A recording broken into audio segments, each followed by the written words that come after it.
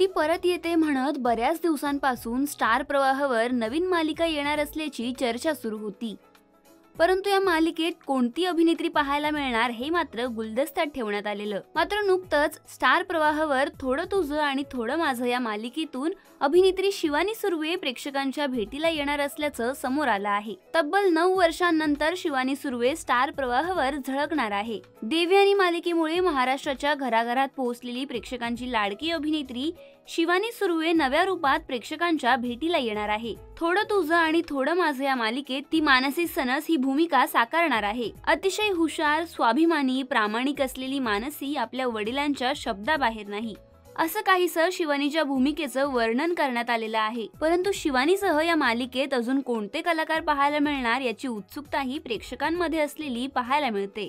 तर थोडं तुझं आणि थोडं माझं ही मालिका येत्या 17 जून पासून प्रेक्षकांच्या भेटीला येणार आहे.